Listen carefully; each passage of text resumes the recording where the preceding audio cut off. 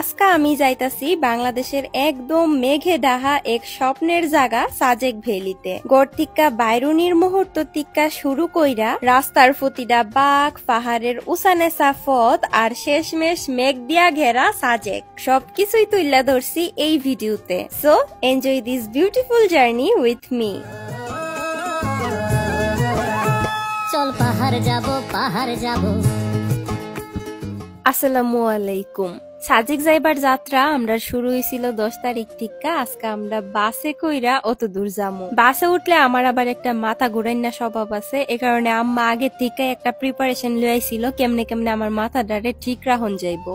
কয়েক ঘন্টা bus journey করার পরে আমরা আয়া পড়ছিলাম হোটেল নূরজাহানে। এহানো নাইম্মা একটু রেস্ট নিয়া কফি হায়া মেজাজটারে ঠিক কইরা আবার উইটা গেলাম গা বাসে। এরপরে সারাটা রাত ঘুমাইতে ঘুমাইতে সকালে উইটা দেখি আয়া পড়ছি আমরা খাগড়াছড়িতে। নতুন জায়গা তাইলে আমি সব সময় অনেক বেশি এক্সাইটেড থাকি যে কি এর পরে কি দেখতে পামু। আমরা রে বাস থেকে নামাই দেওয়া হয়েছিল গুইমারা নামের একটা জায়গাতে। এখানে আয়া দেখতে পাইছি জালিয়াপাড়া সরকারি প্রাথমিক বিদ্যালয়। বাস থেকে নাইমা সবাই রেস্ট নিতাছিল আর আমি এদিক সেদিক আড়াআড়ি কইরা পুরাটা জায়গা দেখতাছিলাম। যেহেতু সারাটা রাত জার্নি করে আইছি, আমরা সবারই মোটামুটি হিদা লেগে গেছিল গা। এ কারণে এখান থেকে একটা সান্দের গাড়িতে কইরা রওনা দেয়া লাইছিলাম খাগড়াছড়ি শহরের উদ্দেশ্যে। হেন গিয়ে আমরা সবাই নাস্তা করুম। খাগড়াছড়ির অত সুন্দর রাস্তা দেখে আমার মনে হইতাছিল এটা খালি একটা রাস্তা না, প্রকৃতির রং তুলিতে আহা একটা কবিতা। পাহাড়ের কোল ঘিসা চুপচাপ রাস্তা, কোন সময় মেঘের ছুয়া তো কোন সময় সূর্যের হাসি দিয়া ভরা। এই গেটটার নাম হইতাছে খাগড়াছড়ি গেট।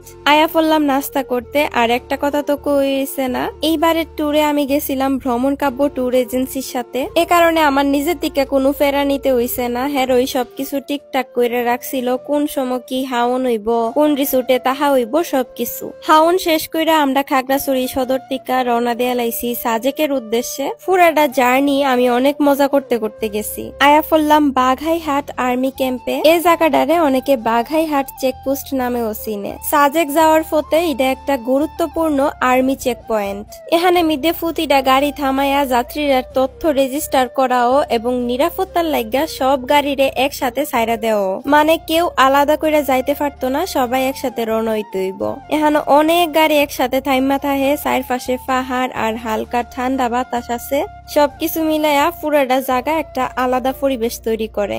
আমরা এখানে কিছুক্ষণ বইছিলাম, আডাআডিও করছি আর আশেপাশে দেখতেছিলাম কিছু পাহাড়ি ফলও বেচা হইতাছিল। যদিও একটু একটু বিরক্ত লাগতাছিল, কারণ এখানেও আমরা প্রায় 1.5 ঘন্টার মতো অপেক্ষা করন লাগছে। অবশেষে অপেক্ষার প্রহর শেষ কইরা আমরা বাইরে আইতাম পারছি। উসানেসা পাহাড়ি পথ দেখতে যেমন সুন্দর লাগতাছিল এমন ডরও করতাছিল। এর আগে আমি বান্দরবান গেছি, হেন এরকম উসানেসা রাস্তা আসিল, কিন্তু সাজেকে একটু বেশি, একটু না অনেক বেশি। ডরাইলেও পুরাটা রাস্তা আমি অনেক মজা করতে করতে গেছি, কারণ পাহাড় আমার বরাবরই অনেক প্রিয়। যাইবার পথে রাস্তাটা আবার আমার রাতের একটু সানাসুর হায় লইলাম। ফাইনালি আমরা আয়া পড়ছি আমরার গন্তব্যস্থলে। ভাইরে ভাই, এত অপেক্ষা আর ধৈর্য ধরতে হইছে এখানে পৌঁছাইতে, কিন্তু স্বপ্নের সাজেকে ফাও রাখতেই সহে পড়ছে এক নির্মম দৃশ্য, যেহানো কিছুদিন আগে আগুনে সব ছিনাই নিছে। পাহাড়ের সবুজের মধ্যে অহনো ছড়াইয়া ছিড়াইয়া আছে পুরা কাঠ, ছাই আর বাঙ্গা স্বপ্ন।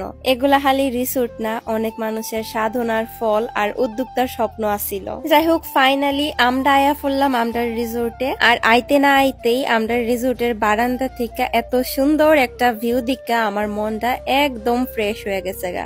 অত জার্নি করার কারণে আমার শরীরটা যে অনেক টায়ার্ড, এটা আমি বুঝতেই পারতাছিলাম না আনন্দে। তো আজকের ভিডিওটা ছিল এই পর্যন্তই। নেক্সট ভিডিওতে আপনারা অনেকগুলা স্পট দেখামু। ভিডিও মিস করতে না চাইলে অবশ্যই পেজটা একটা ফলো করে রাখবেন। সবাই ভালো থাকেন, সুস্থ থাকেন। আল্লাহ হাফেজ।